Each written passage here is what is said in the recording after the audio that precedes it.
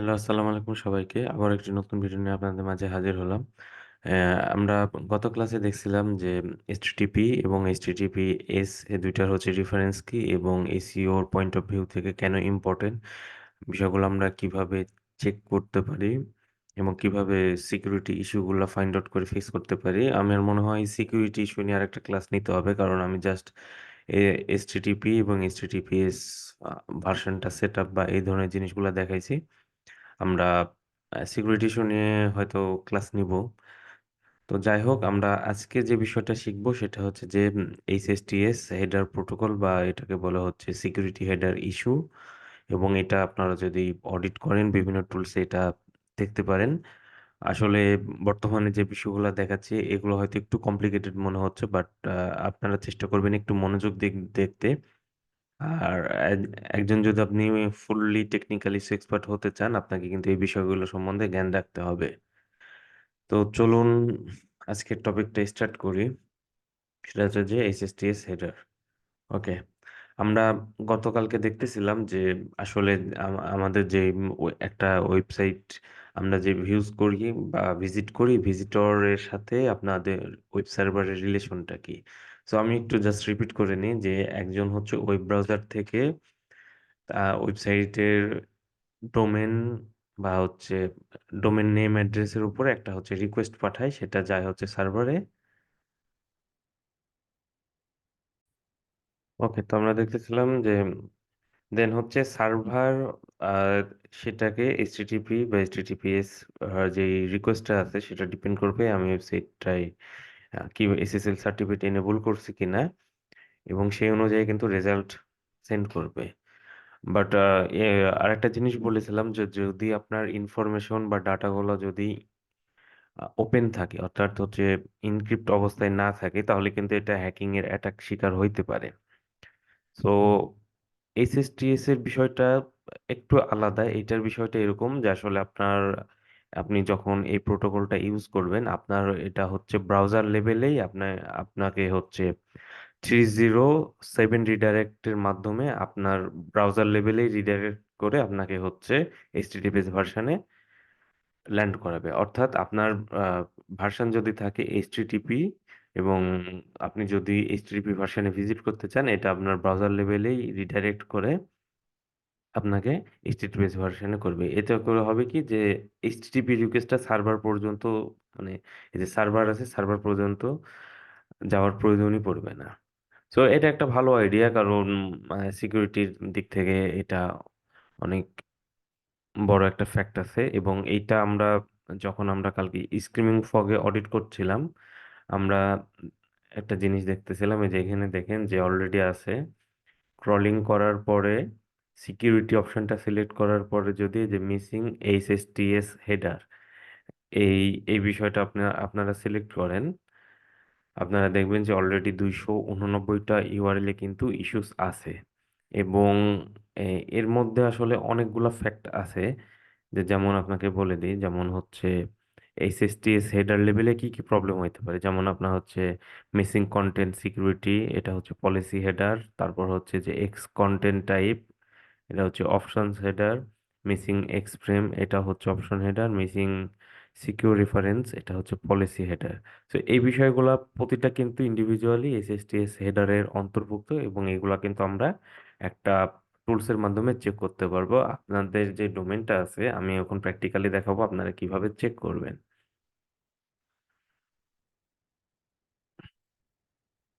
ওকে, so এটা check করার জন্য আপনারা ডোমেনটা নেবেন।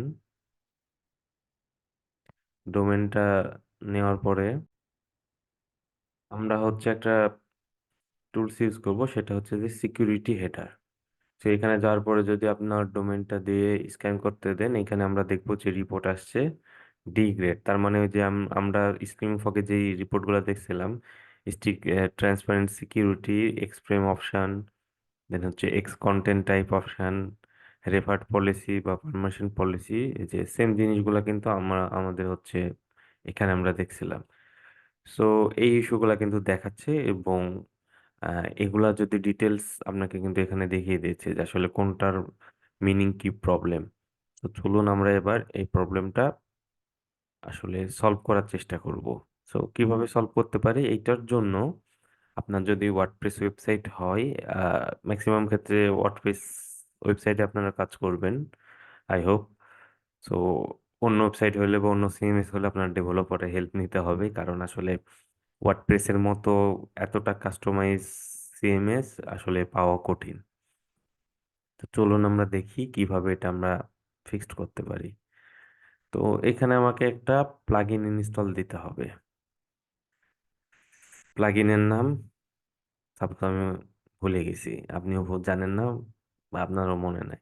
এগুলো আসলে একটু রিসার্চ করে বের করতে হবে। সো রিসার্চ আমরা কিভাবে করতে পারি? নর্মালি আমরা সার্চ দিয়ে দেখব যে আসলে এই এইচএসটিএস হেডার ফিক্স করার জন্য প্লাগইন কি আছে। হেডার প্লাগইন,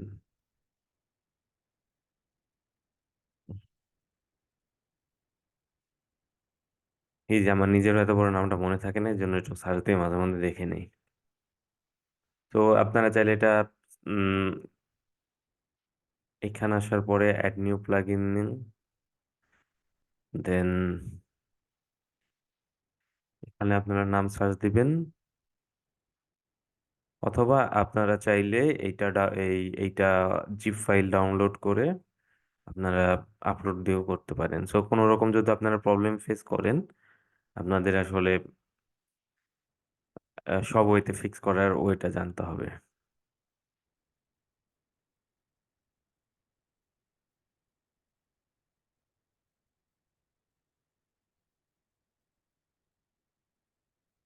ওকে, আমরা এটা ইনস্টল এবং হচ্ছে অ্যাক্টিভ করব।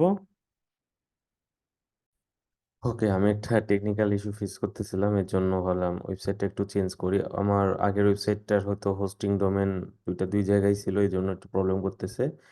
এই জন্য আমি এই ওয়েবসাইটটা আর কি টেস্ট করব। হুম।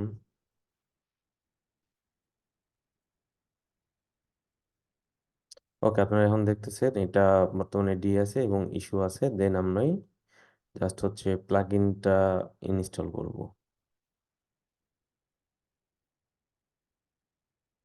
ওকে।